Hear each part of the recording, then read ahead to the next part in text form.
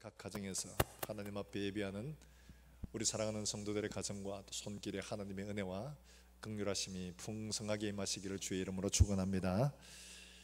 인생을 살다 보면은 우리 인생을 인도하시는 하나님의 손길을 우리가 때로는 이해하기 어려운 그런 점들을 참 많이 봅니다.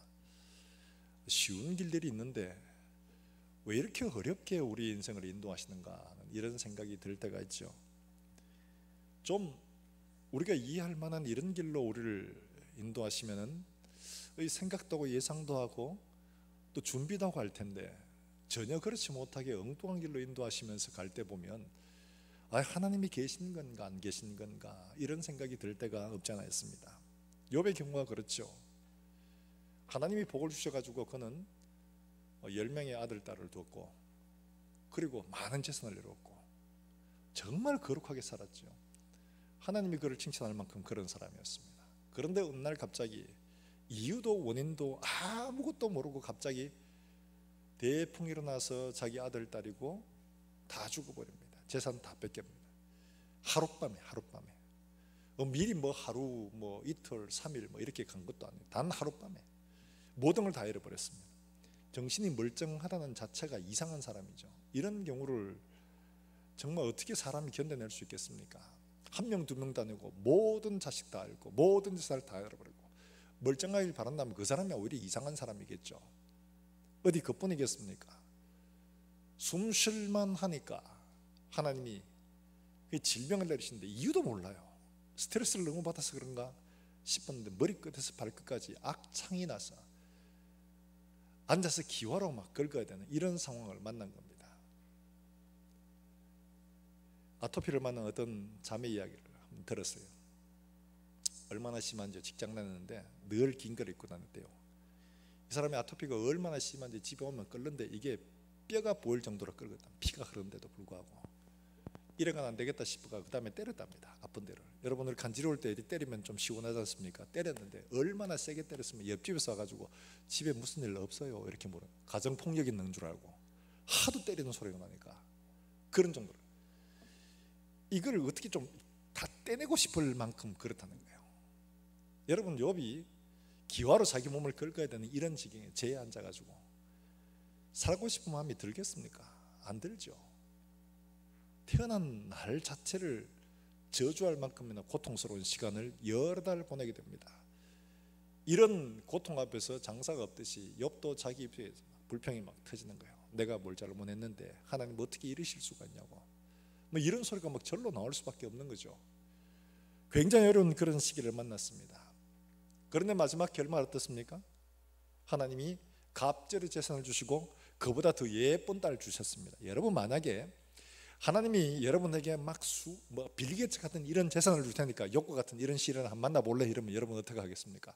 저도 그렇게 하랍니다. 이런 사람 아마도 없을 겁니다. 그런 지경 난 싫어요. 지금 이 정도만 됐지 이런 고통을 지나면서까지 그렇게 부를 얻고 싶은 마음은 없습니다. 아마 대부분 다 그럴 겁니다.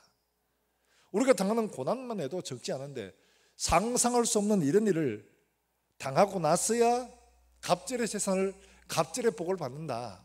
난 그거 하기 위해 그런 고통을 얼마든지 감당할 수 있다. 아마 이런 사람들은 잘 없을 겁니다. 우리 인생 가는 길들이 때로는 그렇다는 거죠. 하나님이 도무지 이해하지 못할 일들을 우리에게 주시고 그거를 겪게 하시는. 야곱도 그렇잖아요. 장자권 이거 속여 빼앗은, 저는 속여 빼앗았다고 표현하기는 좀 그런 것 같아요. 정당한 거래를 했습니다. 조금 기울어서 그렇지. 그러고는 가서 하나님 앞에 복을 받아가지고 막 2대를 이루었습니다. 혼자 갔는데 약복강에 건너오면 그냥 돼요. 그냥 약복강으로 건너 안 오고 바로 가나안 땅으로 들어와도 되는 길인데 굳이 이렇게 들어오는 나름대로 이유가 있습니다. 그건 나중에 한번 설명하라고. 근데 약복강에서 이제 요단을 건너가지고 가나안 땅에 들어가야 되는데 밤중에 누군가 자기를 공격하는 거예요. 캄캄해서 누군지도 몰라요. 근데 그 사람이 먼저 공격하니까 자기는 방어를 위해서 그 사람과 열심히 씨름을 한 거예요. 밤새도록 씨름하고 해가 뜰 때쯤이야 이 사람이 누군지를 그때야 발견을 한 겁니다. 그래서 그가 뭐라고 했냐, 내가 하나님을 비웠어도 죽지 않았다고 해서 그곳 이름을 브누엘이라 이렇게 이름을 지었지 않습니까? 하나님의 얼굴을 비웠다. 하나님인 줄 몰랐어요. 처음에는 누군가 나를 공격하길래 막 정신없이 싸웠던 거죠. 근데 나중에 알고 보니까 그분이 하나님이라. 우리 인생 가운데 때로는 이럴 때가 있는 거예요. 욥이 만난 것처럼 우리가 만나는 어려움들 정신없이 당했습니다. 이거 왜 하나님이 이러시는지, 이분이 이렇게 하는 게 하나님인지 아닌지도 모르고 그냥 막 정신없이 고통당하면서 어려움을 겪으며 살아가고 있는 거죠. 왜 이런지도 몰라요. 어떻게 이런 일들이 일어나는 줄도 몰라요. 정신없이 살다가 정신없이 싸우다가 보니까 이게 하나님이 하신 거네 깨닫는 거예요. 왜 그렇게 하실까? 왜 이렇게까지 굳이 하셔야 되는가? 이를 싶을 그런 일들도 우리에게 종종 있습니다. 근데 이사야서에는 우리 이런 일들에 대해서 이야기를 하기를 뭐라고 말하느냐? 이사야 55장 8절에 이는 내 생각이 너희의 생각과 다르며 내 길은 너희의 길과 다름이라 여호와의 말씀이니라. 내 길과 내 생각과 너희 길과 너희의 생각은 하늘과 땅만큼이니라. 그 차이가 있다. 이렇게 말씀을 하는 거예요. 오늘 본문의 이야기를 보면 좀 그런 생각이 드는 대목이에요. 왜냐하니까 이 요아스 때인데 요아스가 아합의 아들 네 번째입니다. 아합으로부터 악한 왕들이요. 다 그 중에 하나도 좀 선하게 산 사람이 없어요. 이 사람을 설명을 하기를 이렇게 말합니다. 13장 11절의 말씀이에요. 우리 같이 한번 볼까요? 이렇게 설명을 합니다. 같이 읽습니다. 시작. 여호와께서 보시기에 악을 행하여 이스라엘에게 범죄하게 한 느바세들 여로보암의 모든 죄에서 떠나지 않냐고 그 가운데 행하였더라. 착해요? 안 착하죠? 하나님 뭐라고 말씀하시느냐? 여호와 보시기에 악을 행하여 이스라엘에게 범죄하게 한 느바세들 여로보암의 모든 죄에서 떠나지 않았다. 자, 이 사람은 어떻게 해야 될까요? 하나님이 혼내야 되겠죠. 나무라야 되고 벌을 줘야 되는 게 당연한 겁니다. 바로 그런 때에 엘리사가 병들어 죽게 된 겁니다. 지금 상황은 지금 아람이 쳐들어오는 바로 그런 시기고, 지금 이스라엘 그 위에 이스라엘 북쪽에 아수르가 지금 강성해져 가지고 아람의 세력이 약화되는 그런 시기입니다. 그러니까 이런 때에 좀 어떻게 보면 이 북이스라엘의 정신을 차릴 수 있도록 해주시는 게 맞는데 전혀 다른 일을 하고 있는 거예요. 지금 엘리사가 병들어 죽었어요. 이제 죽게 된 거예요. 이제 엘리사가 죽고 나면 아람이 공격을 해올 것이고 그 다음에 아수르가 공격을 해올 것인데, 그러면 이거를 통해서 하나님이 이들을 완전히 그냥 막 혼쭐을 내가지고 정신 번쩍 차리도록 만들어 가야지 이게 정상적인 우리의 생각 같아요. 근데 이 엘리사가 병들어 죽는 이 마지막 순간에 하는 일이 뭐냐? 오늘 읽은 말씀처럼 이 요아스가 그에게 찾아와서 이렇게 말합니다. 내 아버지여, 내 아버지여, 이스라엘의 병거와 마병이여. 이 말 똑같이 한 사람이 있죠. 엘리야에게 엘리사가 한 이야기입니다. 엘리야에게 엘리사에게 한 말인데, 그 엘리사가 이제 마지막 성천을 앞두고 가는 길에 그 올라가는 그 길에서 이스라엘의 병거와 마병이여 이렇게 말합니다. 이거는 엘리야가 진짜 이스라엘의 병거와 마병이었거든요. 엘리사도 역시 마찬가지로 그랬습니다. 엘리사도 이스라엘을 든든히 지켜주는 버팀목 같은 그런 존재였습니다. 근데 이 사람이 이제 드디어 죽는 거예요. 이스라엘의 병거와 마병이라고 말했던 엘리사의 마음과 이 요아스의 마음이 같은가 하면 다릅니다.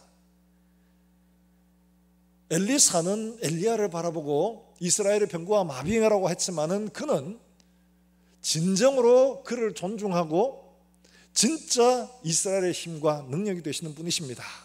이렇게 고백하지만 지금 이 요아스는 그렇지 않은 거예요. 요아스는 어쨌든 간에 엘리사를 좀 이용하려고 하는 이런 마음이 더 컸다는 거죠. 왜냐하면 그의 삶이 그렇지 않았어요.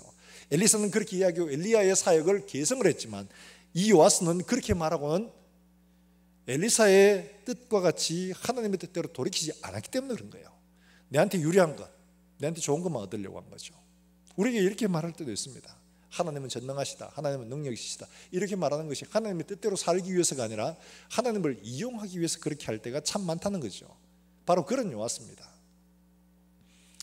그렇게 말했는데 그에게 뭐라고 말하느냐? 내가 네 속 다 안다, 이 자식아. 네 지금 내가 죽는 거 보고 내한테 뭐 좀 얻어낼 게 없는 거 싶어 하는 거 아니까? 내가 네 속 모르는 줄 아나? 다 알고 있죠. 넌 안 돼. 너 회개해야 돼, 놈아. 너 회개하지 않고는 안 돼. 너 위에 선대한 봐라. 얼마나 악했냐. 엘리야 선자가 하나님이 살아계신 걸 보여줬음에도 불구하고 안 돌이키잖아. 그러다가 결국 죽었잖아. 엘리야의 말대로. 너 정신 못 차리면 그렇게 죽어. 그 정신 차려 라고 해야지 될까요? 아니면 활을 취하소서, 안수하고 동쪽으로 활을 쏘소서, 화살을 잡고 땅을 치소서. 아이고 왜 그것밖에 치지 못하는 거예요? 더 많이 쳤더라면 아람을 멸절했을 건데 왜 그것밖에 못 치는 거예요? 이렇게 얘기해야지 정상일까요? 회개해라. 그렇지 않으면 너도 죽는다. 회개하지 않으면 너 죽는다. 회개하면 하나님이 살려주신다. 이걸 이야기해야 정상일 겁니다. 그렇지 않겠어요? 이게 선지자가 해야 되는 일 아니에요.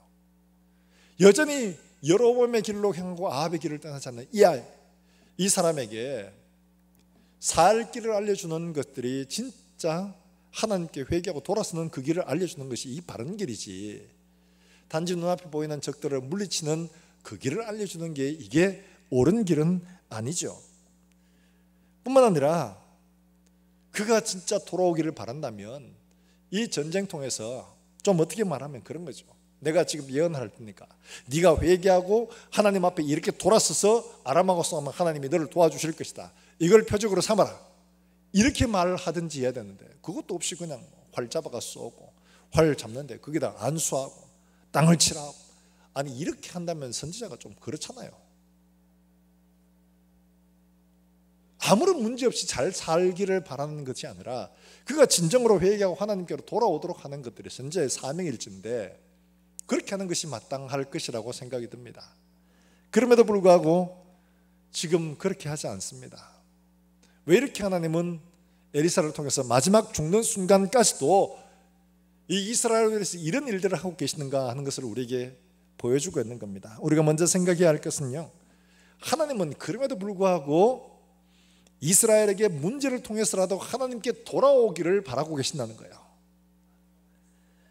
단지 문제 해결이 아니라 그 일을 통해서 문제를 만나고 어려움을 만나고 이런 일을 통해서 하나님은 하나님을 발견하고 하나님만이 참 하나님이시다, 이거 깨닫고 하나님 앞에 돌아오기를 바라고 계시는 거예요.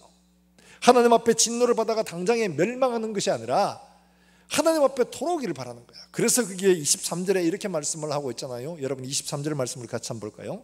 23절입니다. 시작, 같이 읽습니다. 여호와께서 아브라함과 이삭과 야곱과 더불어 세우신 언약 때문에 이스라엘에게 은혜를 베풀며 그들을 불쌍히 여기시며 돌보사 멸하기를 즐겨하지 아니하시고 이때까지 자기 앞에서 쫓아내지 아니하셨더라. 할렐루야.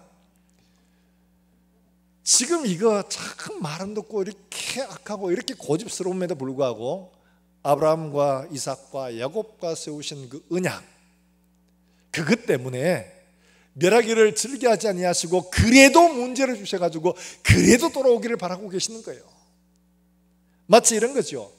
부모 말 안 듣고 애를 먹이는데 이놈 자식 밖에 나가서 또 뭐 허랑방탕하고 돌아왔는데 엄마는 어떡합니까? 나가 이놈 자식아, 네가 아들이가 쫓아내지 않고 들어오면 그래도 그 자식 위해서 밥상 따뜻하게 차려내잖아요. 마치 이런 거예요. 하나님은 지금 불순종하고 악한 길에서 떠나지 않는 이 사람에게 심판과 멸망을 선포하는 게 아니라 이런 문제를 통해서 하나님을 알고 이제라도 정신 좀 차리고 돌아오라, 바로 이런 마음으로 하나님은 그에게 은혜를 베풀고 계시더라는 거예요. 사랑하는 여러분들, 만약에 우리가 하나님 앞에서 하나님이 이렇게 하지 않고 우리의 행한 대로 일을 다 갚으신다면 우리가 하나님 앞에 어떻게 서겠습니까? 설 수가 없죠. 시편 130편 3절에서도 여호와여 주께서 죄악을 지켜보실진데 주여 누가 서리이까? 하나님이 우리를 만약에 죄악을 다 감찰해가지고 다 살피고 계신다면 우리가 하나님 앞에 설 수 있는 사람 아무도 없습니다. 아무도 못 서죠. 근데 하나님께서 좀 이렇게 참아주시고 기다려주시고 이해해 주시니까 우리가 설 수 있는 거예요.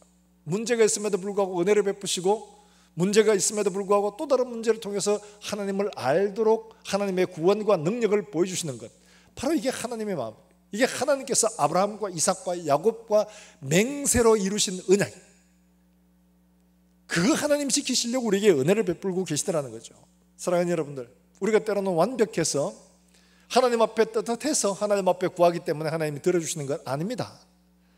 내 힘과 의롭고 내가 하나님 앞에 내놓을 게 있어서 하나님이 우리의 소원과 우리의 마음을 들어주시는 게 아니라 하나님의 은혜와 하나님의 사랑으로 말미암아 일방적으로 들어주시는 줄 여러분 믿으시기를 주의 이름으로 축원합니다.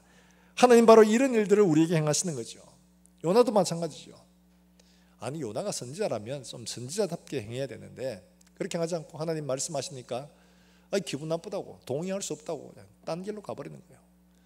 하나님 그러면 그 선지자를 어떻게 해야 되겠습니까? 네 밖에 선지자가 없는 줄 아나? 내가 다른 사람 불러가시면 되지. 뭐하러 내가 네한테, 너 외에 다른 사람도 있어 선지자, 이사야도 있고 다른 사람도 있어 치원이. 그러면 이래가지고 그냥 물고기 뱃속에 내가 소화시킨 게 아니에요.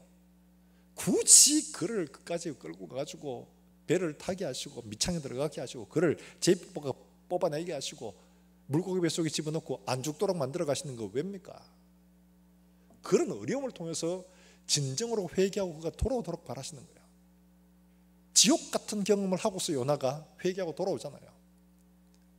그래도 불충성하니까 또 어떡합니까? 야, 니는 구제불능이다, 안 되겠다 이러고는 버리신 게 아니고 그게 하나님의 사랑을 또 가르쳐 주십니다. 박능쿨로요.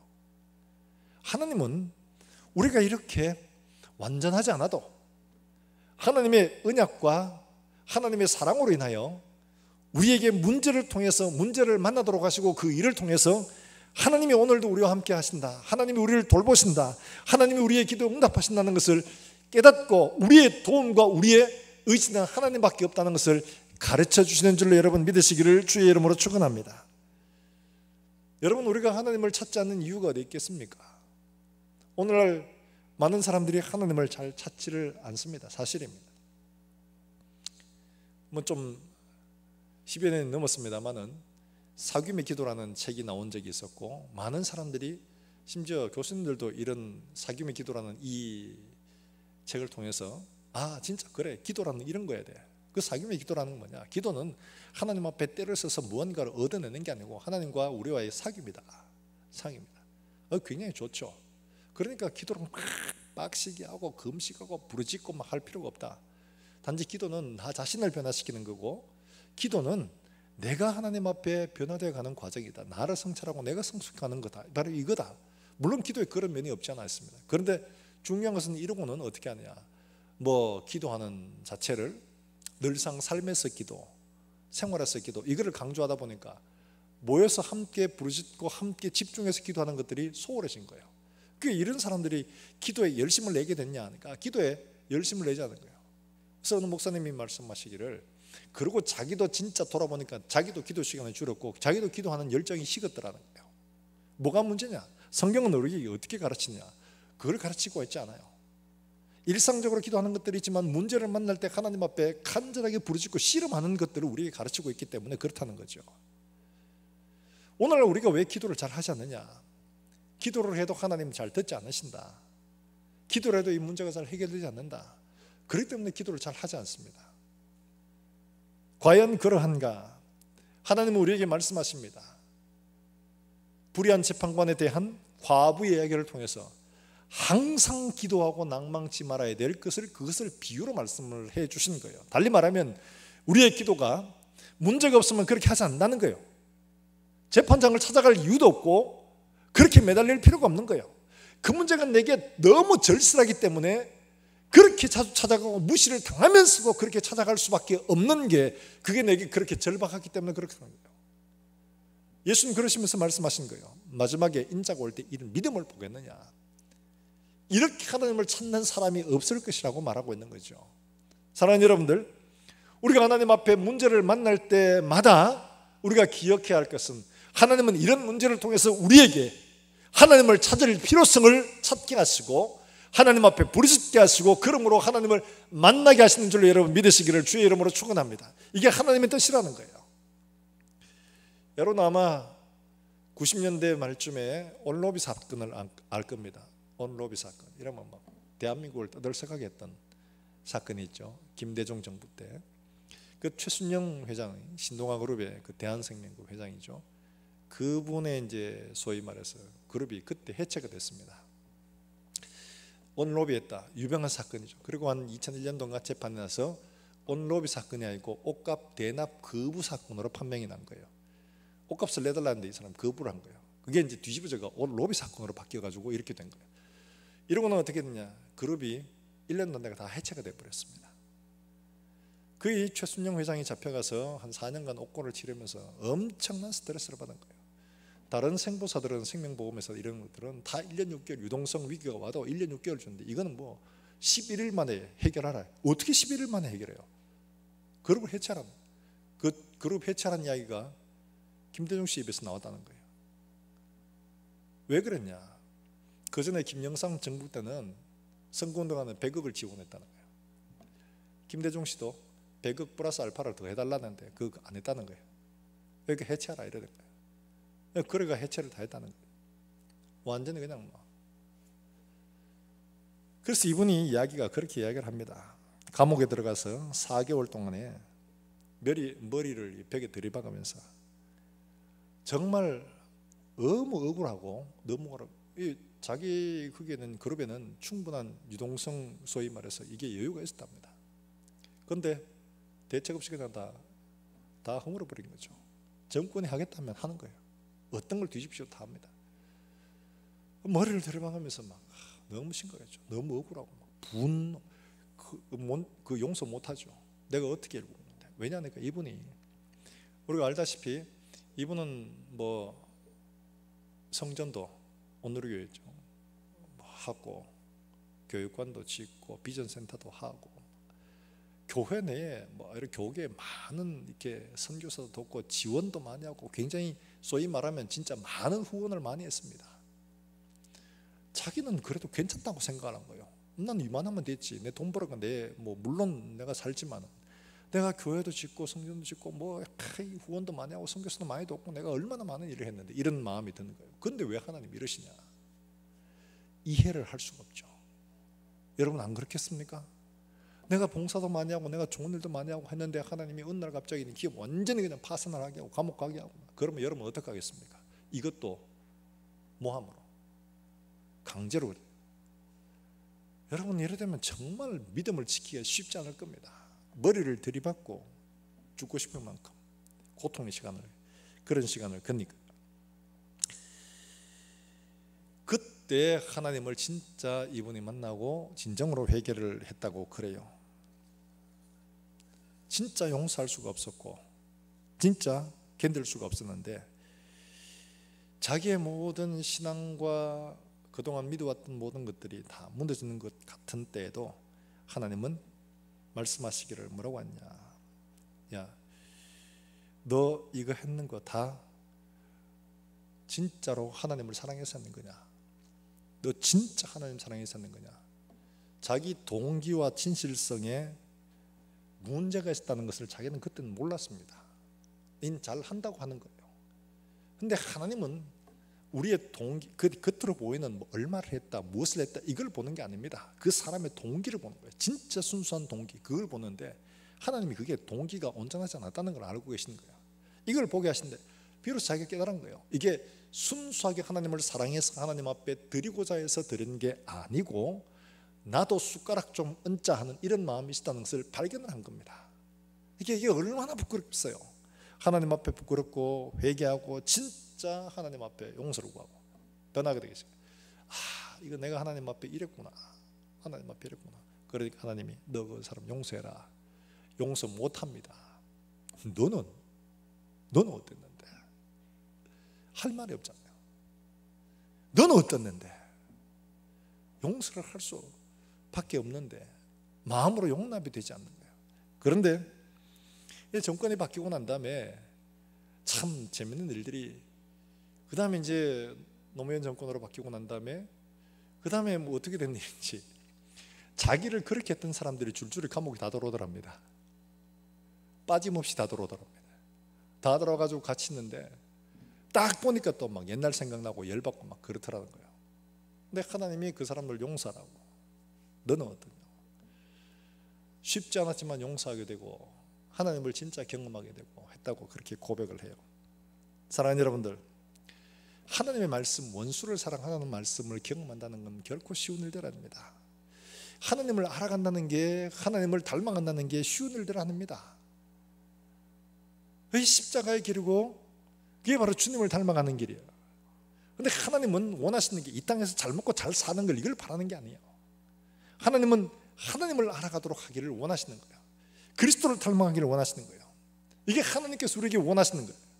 그래서 이런 문제를 통해서 이런 악한 자에게 우리가 생각하기에는 당장에 그냥 징벌을 내려가지고 회개하도록 해야 되는데, 하나님은 그럼에도 불구하고 또 자리를 보존해 주시면서 우리에게 문제, 작은 문제, 큰 문제, 이런 문제, 저런 문제를 만나가지고 우리가 하나님을 만나고 알고 깨닫고 하나님을 닮아가도록 문제를 통해서 하나님은 우리를 이끌어가고 계시더라는 거죠.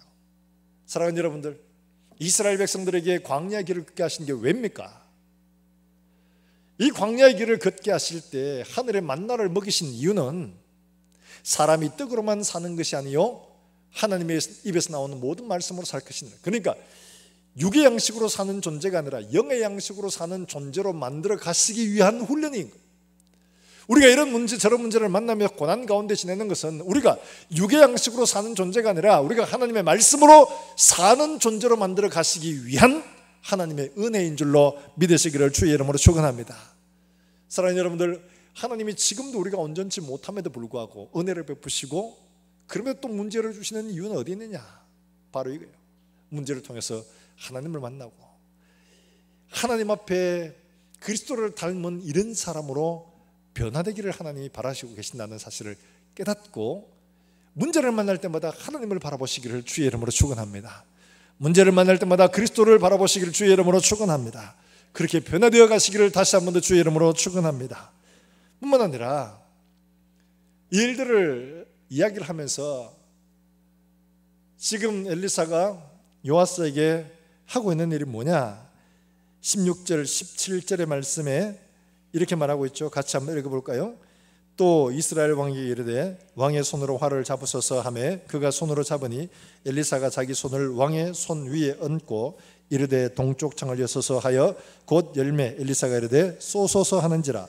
곧 쏘매 엘리사가 이르되 이는 여호와를 위한 구원의 화살 곧 아람에 대한 구원의 화살이니 왕이 아람 사람들을 멸절하도록 아벡에서 치리다 하니라.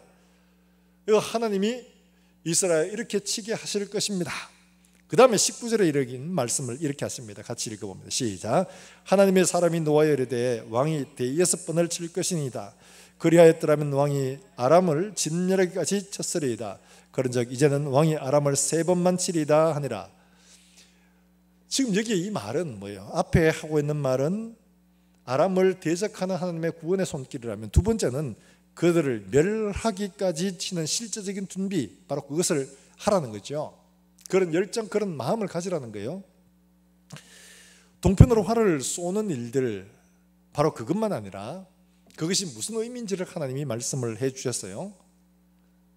그런데 이런 말씀을 할 때 이들의 지금 현재 상황은 어떠하냐? 그게 나오는 게 13장 7절에 보면 그들의 현실적인 상황을 그대로 보여줍니다. 어떤 모습이냐? 이렇게 하고 있어요. 7절을 같이 한번 읽어볼까요? 아람 왕이 여호아스의 백성을 멸절하여 타작마당에 티끌같이 되게 하고 마병 50명과 병거 10대와 보병 10,000명 외에는 여호아스에게 남겨두지 아니하더라. 여러분 여기 보면 지금 물려받은 게 뭐냐 하니까 이 여호아스가 자기 아버지거든요. 여호아스에게 있던 게 마병 50명, 병거 10대, 보병 10,000명, 이거 외에는 물려받은 게 없습니다. 여러분 이거는 한 나라의 군대라고 말하기엔 너무 초라한 수준이죠. 이 가족 나라를 못 지킵니다. 달리 말하면 지금 이런 상황이에요. 요아스가 잘 알고 있습니다. 큰일 났습니다. 엘리사가 있어야지만이 되는데 엘리사가 죽는다니까 이 가족은 큰일 난 거예요. 근데 엘리사가 뭐라고 하느냐? 활을 잡으소서. 활도 하나입니다. 잡았는데 거기 위에다가 손을 얹잖아요. 그리고는 쏘라고 합니다. 이게 뭘 의미하느냐? 하나님이 당신을 구원하는 여호와의 화살이다. 여호와의 구원이다. 이렇게 말하고 쏘라 합니다. 그리고는 다시 화살을 잡아가지고 땅바닥을 치라 합니다. 세 번만 쳤는데 그때 엘리사가 꾸짖지 않습니까? 대여섯 번을 칠 것이지 왜 그러냐고. 그럼 엘리사의 마음에 좀 화가 나는 거예요. 왜냐니까 이게 화살을 지금 쏘는 게 뭘 의미하는지를 알았더라면 화살을 잡고 땅을 치라 했을 때 어떻게 쳐야 되냐? 이 아람에 대한 분노, 이게 있더라면 이 화살이 부러지도록 칠 거 아니에요? 근데 전쟁에 대한 의지가 없어요. 승리에 대한 의지도 없는 거예요. 그러니까 아이고 하라고 하니까 한 번 치면 좀 그럴 것이고 눈치 봐가지고 체면 삼아 한 3번 정도 쳐주지 뭐 끝난 거죠. 만약에 이게 아람을 대적하는 이런 것이다라고 하면 이걸 잡고 막 부러지도록 치지 않겠어요? 아무런 전쟁에 대한 의지도 데비드가 안 낸 거예요. 근데 지금 어떻게 하라고 하느냐? 이거 네가 가진 건 보잘것없어. 화살 하나밖에 안 돼. 그런데 여기 위에 하나님의 손이 얹어지고 나면 이것이 이스라엘을 구원하는 하나님의 여호와의 구원이 될 것이다. 이렇게 말하고 있는 거예요. 지금 달리 말하면 지금 여기에는 우리의 가진 것들이 비록 초라하고 보잘것없어 보여도 하나님의 능력이 함께 하시면 이거는 이스라엘의 구원이 이스라엘의 능력이 아니라 여호와의 구원의 능력이 되신다 하는 것을 가르쳐 주는 거죠. 우리가 준비하고 우리가 가진 것들이 보잘것없다고 낙심하지 말 것은 우리가 하나님을 의지하고 얼마나 원수에 대한 열정을 가지고 이 전쟁에서 이기려고 하는지에 대한 열정, 마음, 그런 것들이 우리에게 준비되어 있느냐 하는 거죠. 바로 그런 것들을 준비하라고 하나님 말씀하시는 겁니다. 사랑하는 여러분들, 하나님이 함께 하신다면 우리가 쥐고 있는 것들은 별 문제가 되지 않습니다. 삼손도 그렇잖아요. 싸울 게 없어요. 무기가 없어. 그러니까 옆에 있는 나귀 특뼈 말라 빠진 거, 그거 나귀 특뼈가 얼마나 큽니까? 뭐 이만합니까 나귀 특뼈가? 아니잖아요. 나귀 캐봐야 특뼈가 요거밖에 되지 않습니다. 길어도 얼굴이 요거밖에 안 되니까. 이거밖에 안 돼. 그거 한 개 쥐고 나면 얼마 되지 않습니다. 이 가지고 몇 명을 쳤어요? 1000명을 쳤잖아요. 1000명을 쳐서 이겼어요. 여러분, 우리가 잘 알고 있는 것처럼 요나단이 블레셋과 싸울 때 요나단은 자기에게 칼 하나밖에 없고 자기 병기 맡은 이 소년 하나하고 단 둘이 올라갔잖아요. 이스라엘에 그냥 바다 모래처럼 그 많은 그들 앞에 올라가서 치기 시작했는데 하나님이 도우시니까 그 군대 전체에 두려움이 하나님께 주셔가지고 그거 다 이겼습니다. 이 요나단은 혼자 한 거예요. 여러분, 골리앗을 칠 때 다윗에게 뭐 큰 총이나 뭐 이런 게 있었나요? 그거 아니잖아요. 물매 보잘것없는 돌멩이, 이 물매 하나만 필요했어요. 이거 하나로 끝장을 낸 거죠. 달리 말하면 우리에게 가진 것들이 중요한 게 아니에요. 지금 주눅이 들어있는 요아스에게 네가 가진 것들은 중요한 게 아니야. 여기에 정말 대적을 이겨야 되겠다는 이 마음과 하나님이 함께 하심만 있으면 너에게는 얼마든지 승리할 수가 있어. 이걸 말하고 있는 거예요. 그대로 됐잖아요. 그 뒤에 보면 나오는 말씀 그대로 우리에게 말씀해 주고 있기를 이렇게 말합니다. 25절 말씀, 여호아스의 아들 요아스가 하사엘의 아들 베나다의 손에서 성읍을 다시 빼앗았으니 이 성읍들은 자기의 부친 여호아스가 전쟁 중에 빼앗겼던 것이라. 요아스가 베나닷을 몇 번 쳤어요? 3번 쳐서 무찌르고 이스라엘 성읍들을 회복하였더라. 몇 번? 3번. 몇 번 쳤어요? 아까 땅에? 3번 쳤죠. 말 그대로 된 거죠. 그걸 미리 보여주는 사건이 뭐냐니까 엘리사가 죽어서 묘실에 넣었더니만은 모압으로 도적대가 와서 시신을 장례하는 사람들이 깜짝 놀라가지고 그만 그 시신을 엘리사의 묘실에 던져 넣었는데 시체가 뼈에 닿으니까 다시 살아났습니다. 놀라운 일이죠. 달리 말하면 하나님이 약속하신 말씀은 결코 죽은 것처럼 보여져도 죽지 않았다는 것을 보여주는 거예요. 마른 뼈처럼 보여져도 하나님의 말씀들은 결코 사라지지 않는다 하는 이것을 보여주고 있는 거예요. 그대로 되었잖아요. 그리고 그 다음에 된 것을 보여준 겁니다. 달리 말하면 하나님의 약속의 말씀은 우리의 가진 것들 여기에 있지 않고 하나님의 손이 우리와 함께 하시면 어떤 것이라도 말씀대로 이루어진다 하는 것을 말씀하고 있는 거예요. 사랑하는 여러분들, 우리가 하나님 앞에 우리의 가진 것들, 상황들 이런 걸로 불평하고 있다 보면 할 수 없는 존재가 됩니다. 그러나 우리의 가진 것들 위에 하나님의 손이 함께 하시고 우리의 가진 것들이 하나님의 약속의 말씀, 살아있는 그분의 말씀이면 얼마든지 할 수 있다는 용기를 가지고 믿음을 가지고 담대하게 나아가면 능히 이겨낼 수 있다는 것을 우리에게 보여주고 있는 말씀이죠. 지금 코로나 때문에 여러 가지로 많이 어려운 환경입니다. 너무 환경들이 어렵고 힘들다 보니까 많은 사람들이 좌절하고 이거 언제 끝나나, 우리에게 무슨 희망이 있나 이래 싶을 때가 참 많죠. 그러나 하나님은 이런 모든 상황이 어려운 이 상황에서 지금 요아스가 당하고 있는 이런 상황이에요. 이런 상황 속에서도 우리에게 하나님은 문제를 통해서 우리를 도우시길 바라고 그를 통해 하나님은 살아계시구나 하는 것을 깨닫게 하실 뿐만 아니라 우리의 가진 것이 비록 초라해 보여도 하나님은 함께 하시면 얼마든지 놀라운 역사를 만들어내신다 하는 것들을 우리에게 보여주고 있는 거예요. 바로 그것을 우리에게 가르쳐주고 있는 거죠. 다윗은 이 일들을 우리에게 잘 말해주고 있기를 그렇게 말합니다. 사무엘하 22장에 그렇게 말합니다. 뭐라고 말하냐? 사무엘하 22장 35절에 내 손을 가르쳐 싸우게 하시니 내 발이 놋화를 당기는도다. 가만히 놔두고 하나님 혼자 다 하시는 거 아닙니다. 믿음으로 말씀을 의지하고 나가는 거예요. 다윗이 말을 하기 전에 뭐라고 하냐? 내가 여호와를 의리고 적진을 달리며 내 하나님을 의지하고 담을 뛰어넘나이다 하는 거예요. 행하지 않고 가만히 다 해주면 내가 가겠습니다 하는 게 아닙니다. 이스라엘 가나안 땅에 넣으실 때 그곳에는 너무 어려운 일들이 많았어요. 하나님이 초토화 시켜놓고 보내신 거 아닙니다. 싸우게 하시는 거예요. 말하기를 내 손을 가르쳐 싸우게 하시고 내 팔을 놋화를 당기게 하시니까 바로 이겁니다. 사랑하는 여러분들, 하나님께서 우리에게 하시는 이 싸움에서 우리가 악한 사단의 세력과 더불어 싸울 때 우리가 어떻게 해야 되느냐? 우리의 가진 것들을 보다가 하나님의 손이 우리와 함께하고 계심을 여러분 믿고 우리가 나가 싸울 때 하나님께서 우리에게 담대하게 믿음으로 걷는 걸음들을 연습하기를 바라시는 거예요. 그러면 우리가 기대하는 것보다 놀라운 일들을 하게 하실 겁니다. 아마 여러분 레나 마리아 이야기를 많이 들어보셨을 거예요. 레나 마리아 이 스웨덴 사람이죠. 태어났는데 2.5kg 그 정도면 2.5면 크게 많이 나가는 건 아니지만 좀 적죠. 근데 양팔이 없어요. 얘가 태어날 때 다리가 하나가 짧아요. 이렇게 태어났어요. 스웨덴은 굉장히 복지국가입니다. 요람에서 무덤까지 혜택이 잘 되어 있는 나라입니다. 이렇게 태어난 애를 만약에 우리 못 키우겠다 그러면 국가에서 다 알아서 해줍니다. 그럴 만큼 잘 되는 나라예요. 내가 만약에 이 아이를 키우겠다 하면 이 모든 걸 내가 다 부담해야 됩니다. 어렵죠. 그럼 여러분 어떻게 선택하겠습니까? 당연히 국가에 맡기겠죠. 근데 부모는 어떻게 했냐? 우리가 키우겠다. 믿음으로 키우겠다.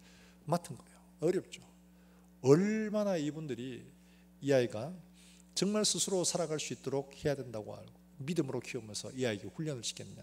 애가 조그만 애가 3살짜리 이럴 때 좀 걸어도 여러분 우리가 알다시피 깨금발이라고 말해요. 한 발로 이렇게 다리가 짧으니까 양발로 걸을 수가 없어요. 다리 보시면 아마 보신 분들이 계신지 모르지만 반밖에 안 나갑니다. 때문에 걸을 수가 없어요. 깨금발 짚고 이렇게 하는데 돌부리 걸려가 탁 엎어졌습니다. 울까 돼요. 그러면 우리 같으면 어떻게 했어요? 보통 엄마 같으면 달려가서 걔를 안고 부둥켜 안고 막 슬피 울 거 아니에요. 근데 엄마는 얘가 우는 가만 놔두는 거예요. 가만 놔둬요. 울음이 사라지니까 뭐라고 했느냐? 일어나 이렇게 한 게 아니고 얘야 저 굴러가서 저 벽에 가면 네가 벽을 기대고 일어날 수 있을 거야. 굴러가서 해봐. 와, 우리가 보기에는 너무 매정한 것처럼 보여. 근데 매정한 것처럼 보이지만은 걔가 그렇게 해야지 스스로가 살아갈 수 있는 거예요. 그 걔가 굴러가서 일어서려고 연습을 하고 일어서게 된 거예요. 이렇게 큰 아이가 결국 어떻게 되어졌느냐? 이 아이가 결국에는 놀라운 일들을 하게 됩니다. 3살 때부터 수영을 시작했고요. 18살 때는 장애인 국가대표가 되었습니다.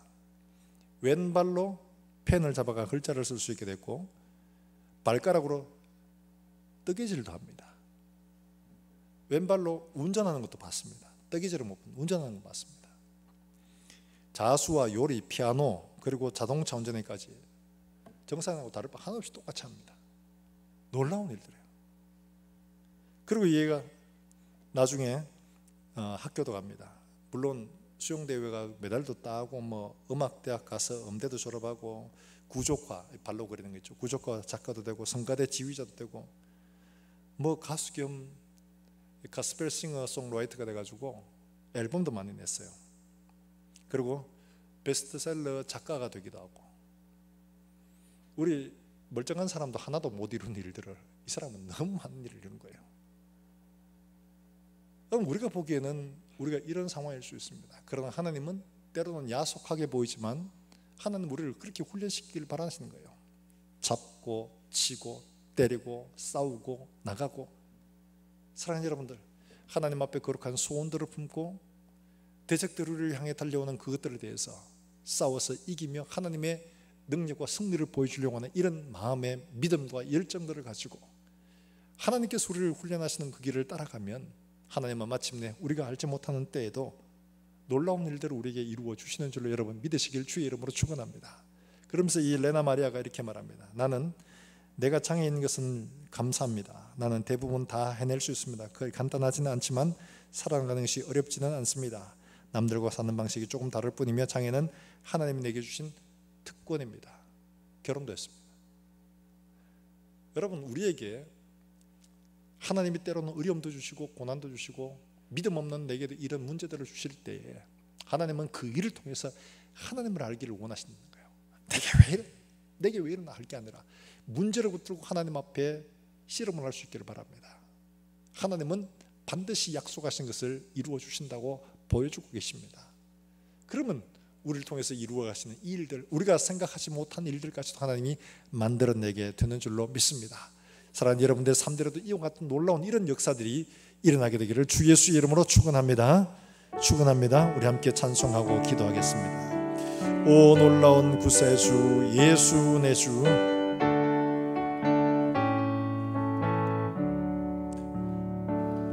오 놀라운 구세주 예수 내 주, 참 능력의 주시로다.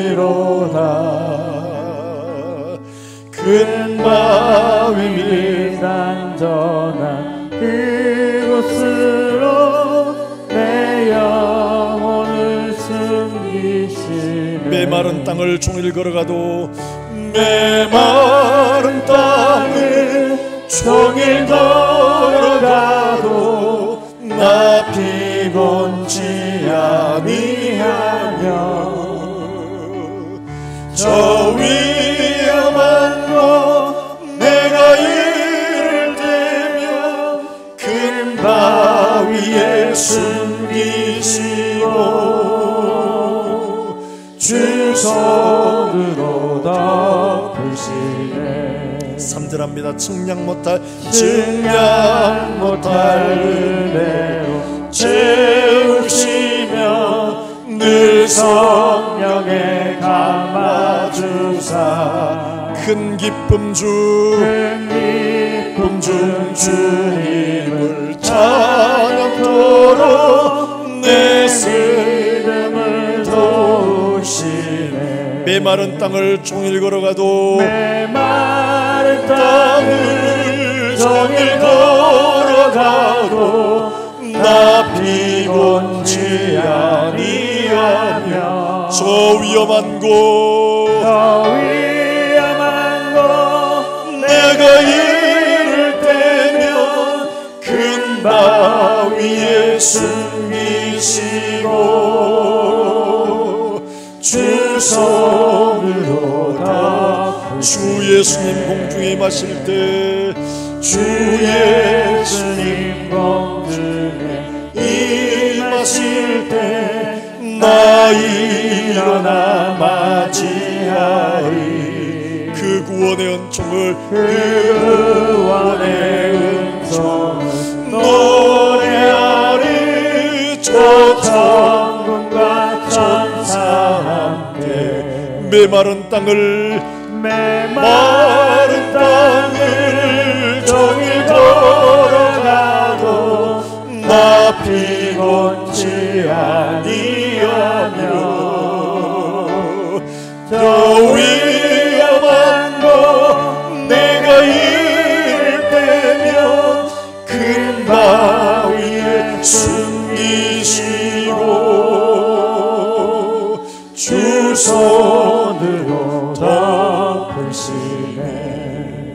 이 시간 우리가 함께 들은 말씀을 듣고 잊어버리는 것이 아니라 우리의 마음속에 새기며 우리가 하나님 앞에 결단하고 기도할 때 우리의 문제를 두고, 우리의 믿음을 두고, 우리의 상대 앞길을 두고, 우리 교회를 두고 함께 통성으로 기도하겠습니다.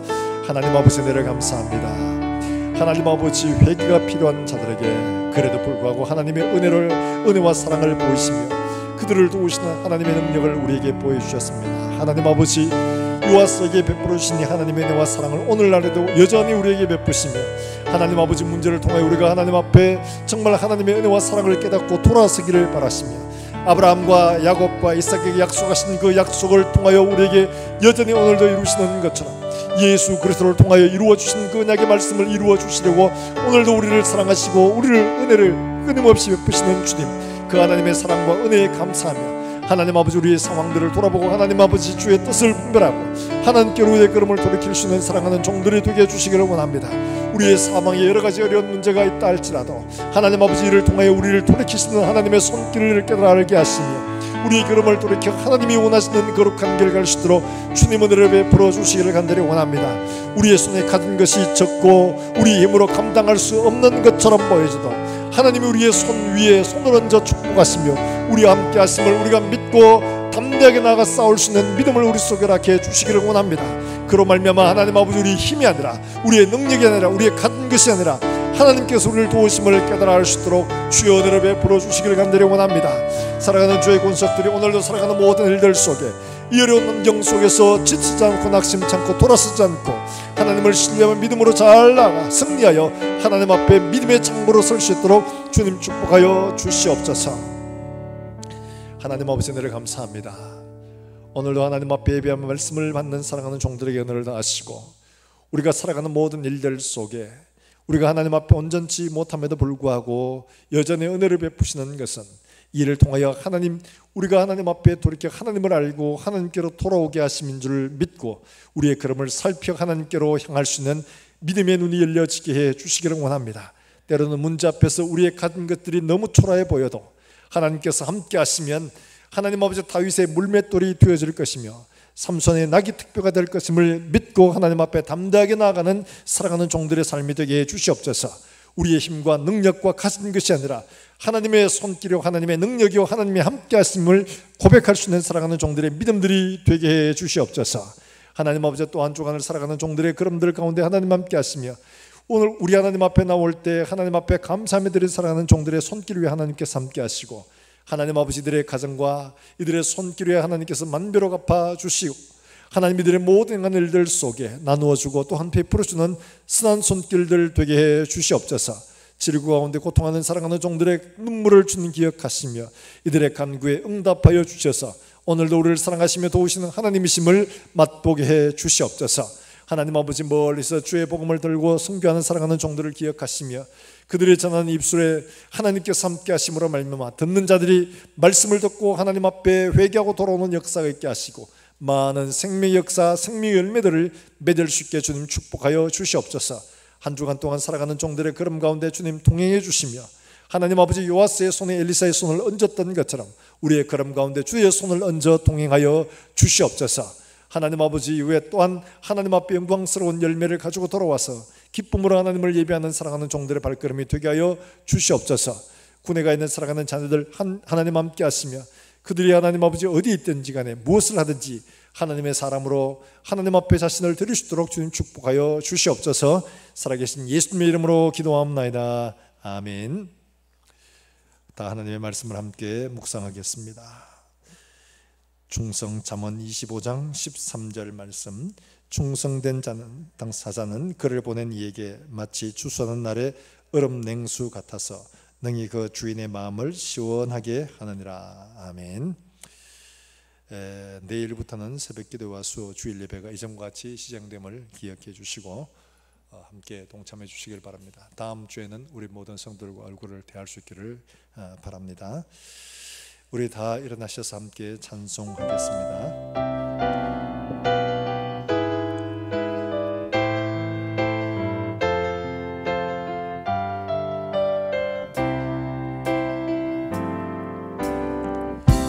주 안에 우린 하나 모습은 달라도 예수님 한 분만 알아내 사랑과 선행으로 서로를 격려해 따스함으로 보듬어가리 주님 우리 안에 함께 하시니 형제자매의 기쁨과 슬픔 느끼네 내 안에 있는 주님 모습 보네 그분 기뻐하시네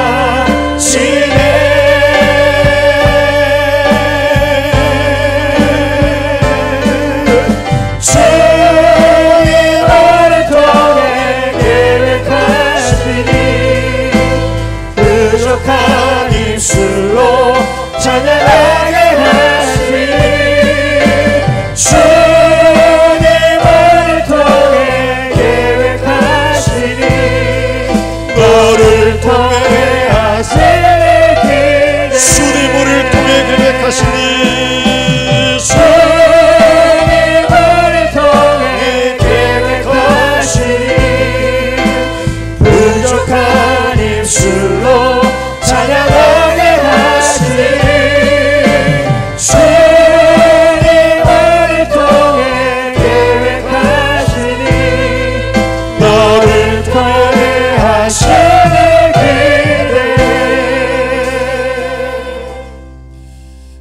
지금은 우리 구주 예수 그리스도의 은혜와 우리 하나님 아버지의 무궁하신 사랑과 성령의 교통하심이 이제와 영원까지 함께 있을지어다.